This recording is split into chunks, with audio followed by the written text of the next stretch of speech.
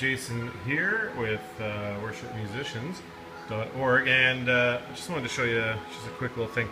So one day at church, I went to pick up my pedal, and there was a nice black screw sitting on the floor, and I knew it came from the pedal, didn't know where. So decided today, I'm on holidays, I'm going to fix this pedal, because what I noticed was that it was actually kind of shaky. So I go, okay, didn't know where that screw came from, but I knew it came from inside. So if you guys have one of these Emma Audio, probably one of the cheapest sustain pedals you can get, and you have, you know, it fails on you, don't throw it away, because there's really not much to it. So I've already took the screws out, but you have 5 screws here. Take them out, there they are. Once you get that going, sorry, I have my kid in the background here, so you'll hear Dora. I'm sorry, I apologize.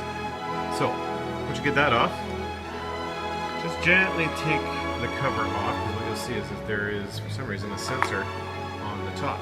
So there's your pedal, and there is one sensor.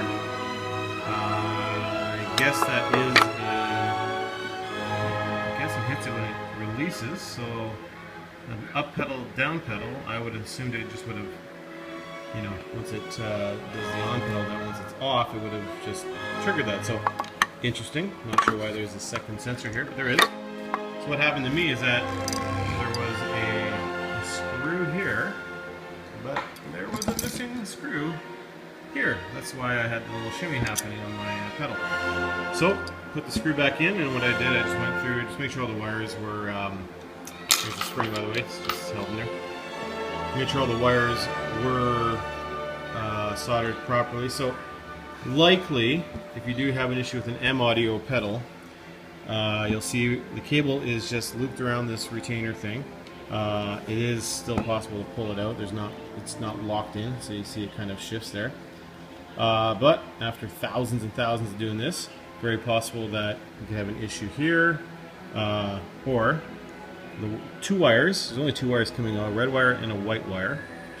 It's very possible that here it could be separated, and this is the switch part. So you see the always open, always close switch, and potentially you could have a solder issue here, solder issue over there, and then of course solder issues here.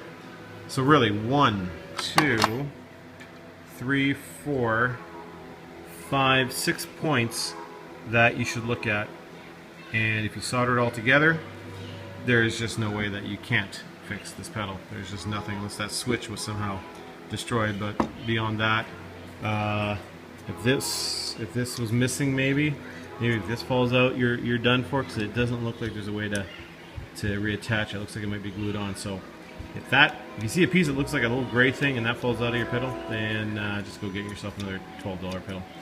But there you go, simple as that. Tighten all the screws. I went and did that, and make sure you put the spring back in. Also, if you're one thing I noticed, it uses the striker plate here. So you look at here, striker plate that hits this. So you know, really, you could modify this, because the screws do come out. Change it. You could bend it out so that it hits a you know, not so low right there. So that's where it hits. So if you want, you probably could bend it so the pedal engages there if you really needed to. I'm going to leave it because I'm not that picky about it. But there you go. That is a quick how to break into your M Audio pedal. Don't be scared. Anybody can look at this, and pretty much anybody can fix this. So there you go.